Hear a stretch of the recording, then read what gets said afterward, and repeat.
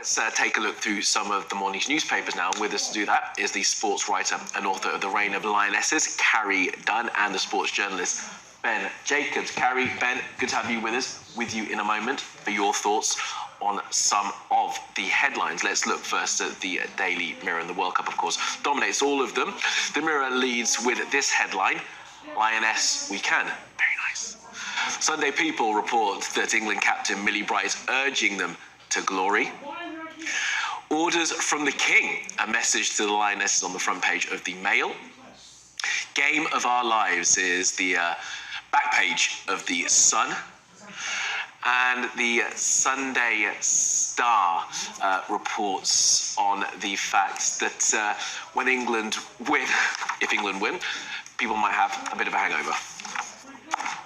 All right, let's bring in Carrie and Ben for their thoughts. Carrie, Ben, good morning to you both. Big day ahead.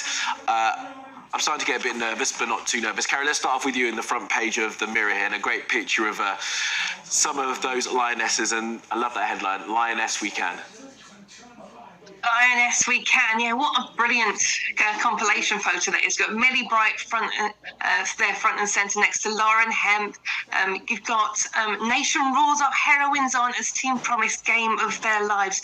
It's absolutely sensational, isn't it? I mean, Millie Bright talks in her interview inside the newspaper about how dreams can come true. She said that if you told her when she was 9 that she'd be leading out her country in a World Cup final, she'd have thought you were being silly and it wasn't going to happen. It shows just how far we've come really quite quickly. And I think it's also worth noting that the Mirror's also got some giveaway pull-out things inside to commemorate the Women's World Cup final. I mean, if you told me that 4 years ago that would be happening in the next World Cup, I simply wouldn't have believed you.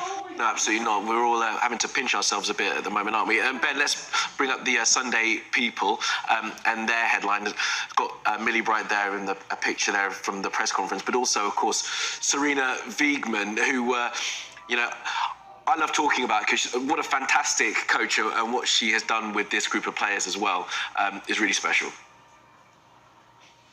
Very special indeed. Let's not forget that Sarina Wiegman was on a 38-game unbeaten run, only to be undone by Australia, who England ended up beating in the semi-finals. And Game of Our Lives is the headline for that particular paper, as well as we've just spoken about. That's Millie Bright, the captain. And the backstory there is very special as well, because with Bright, she wouldn't have had the armband if Leah Williamson wasn't injured. So England have had adversity heading into this Women's World Cup final. And Bright now has the opportunity to do something very special, continue to inspire a nation. And I think what makes it so difficult but also so exciting is the fact that for manager, for captain and for players, this one is not on home soil. So 1966, the Men's World Cup final, the last one that a national team has won, home soil. The Euros for the Lionesses, home soil. But this one is away from home. It's a different atmosphere. We wait and see whether the Aussie crowd are going to get behind Millie Bright or not, given the fact that England knocked them out in the semi-finals. So there's intrigue, there's excitement, and hopefully Millie Bright will be lifting that trophy in a few hours' time. Let me stick with you for a second, Ben. I mean, what do you think about the crowd and that factor? Of course, England were able to silence 75,000 of them against Australia in the semi. We know how well Colombia was supported in the game prior to that. I mean, what do you think the crowd is going to be like here?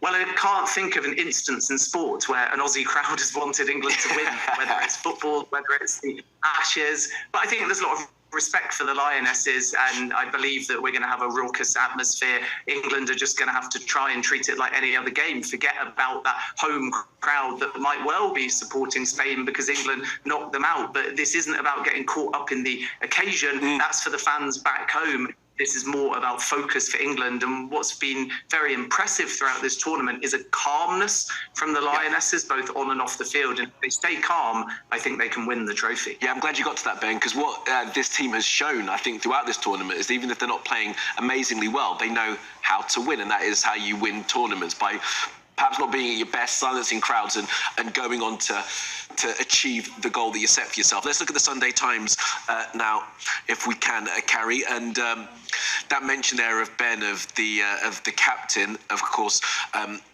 Millie Bright wouldn't be captain if Leah Williamson had been in the squad, but the Times have got a nice little sort of handing over here of Bobby Moore to Millie Bright. Yeah, it's a lovely image, isn't it? So the handshake between Bobby Moore and Millie Bright, kind of the passing on of history, but also putting the Lionesses' achievement in its historical context. And we've talked about 1966 for so very, very long now. Obviously, the Euros win last summer for the Lionesses. Now we're into another major final. And yeah, I think it's important to remember that Millie Bright's captaincy wasn't even confirmed until a couple of weeks before the tournament. Indeed, Millie Bright had an operation herself. She wasn't fit. It wasn't actually quite clear whether she would be fit to start the World Cup. It might have been Mary Earps who was going to wear the armband. So it's all been very up in the air for the Lionesses' preparation coming in. It's not certainly the preparation that you'd envisage if you're going to go through and reach a World Cup final. But I think Ben's absolutely right.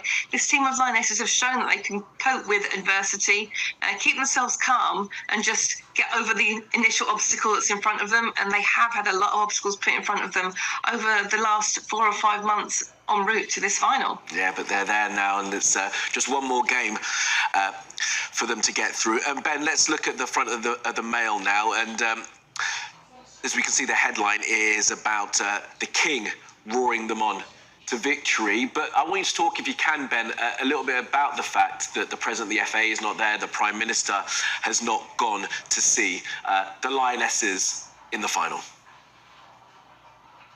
Yeah, I think that the message is very powerful, roar to victory, but it's just words. And the reality is that the Spanish royalty have made the trip over there, and the King, Prince William, as you say, the President of the FA, and the Prime Minister Rishi Sunak will not be there. And it feels like such a seminal moment for sports, not just in terms of winning potentially a tournament and being there for the celebrations, but inspiring and setting the tone, and flying over would have gone a long way to doing that. So Rishi Sunak has also issued a letter saying that he's going to be watching the game in a pub in his constituency. And it is a long journey over to Australia, but I think that making that effort would have gone a long way. And we're certainly seeing that contrast between all of the dignitaries from Spain, particularly in royalty, who have gone over, versus the Prime Minister, the King and Prince William, who haven't. And Carrie, just really quick, you've only got about 15 seconds, but just your thoughts on the fact that those people aren't going. Well, I don't imagine the Lionesses will care particularly much which dignitaries are there, but I think, yes, it doesn't give out a strong message. And I wonder whether other things, for example, the environmental impact of the long-haul flight, Australia's stance on a republic might have influenced some of these decisions as well. So perhaps it's not a purely sporting decision, perhaps not a purely sporting snub, but it doesn't look great. No, Carrie, Ben, thank you for that. And of course, the Lionesses will not care one jot because they'll be focused on the game. Guys, more from you later on.